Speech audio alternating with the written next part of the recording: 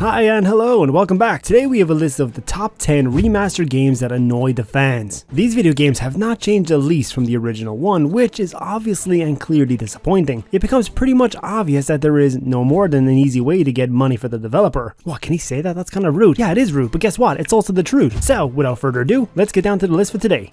Number 10.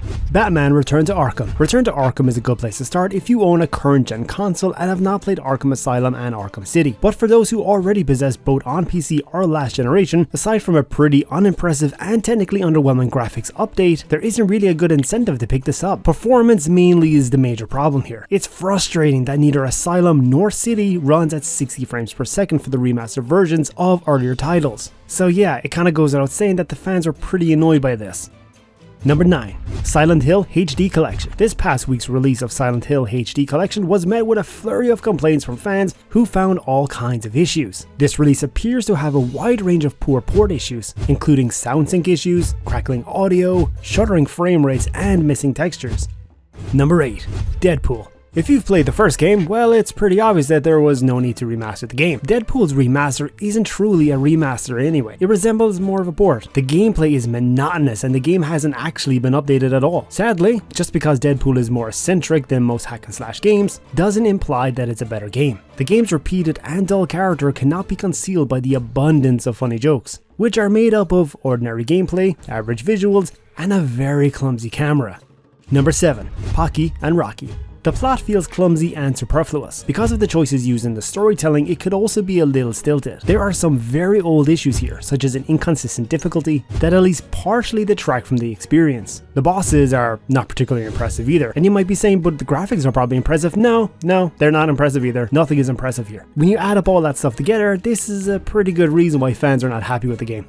Number 6. Sleeping Dogs. Although the first game is still enjoyable to play, but way too soon there were just 2 remasters. Enthusiast fans still enjoy the original release years later and may repurchase the item because it had a hardly noticeable graphics upgrade. Believe me, it was just noticeable and dreadful fog effect that simply worsened how the game appeared. All the DLC was included in the bundle, which was excellent, but why didn't they address any of the bugs from the main game that were also present? Oh, and I almost totally forgot to let you guys know our new drill. If you like the list and have found any of these games that may interest you, please don't feel shy to like, comment, and subscribe and share this video with your friends and your crush. But anyway, I digress. Let's get back to the list.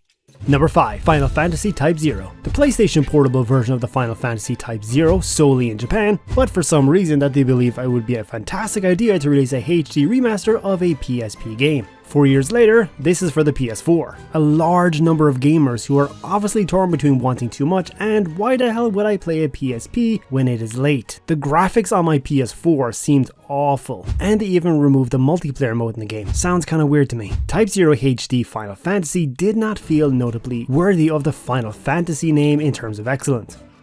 Number 4. Tony Hawk's Pro Skater HD. It was intended to be such a great year, but things did not go as planned. On the PS3 and Xbox 360, Activision tried to bring back the Tony Hawk name, but in reality it was just a cynical exploitation of the nostalgic fans. The remaster has more issues than the original PS1 Tony Hawk Pro Skater 2 release, including a terrible frame rate, glitches everywhere, and with controls so bad it almost makes QWOP look playable. Number 3. Prince of Persia Classic Trilogy. The PS3 version of Prince of Persia The Classic Trilogy HD is an excellent example of how to improperly remaster a game franchise. There are numerous glitches and missing sound effects everywhere in the game, and somehow the performance is worse than the original games, because the majority of cutscenes are merely stretched or cropped to fit in a widescreen format. Not cool.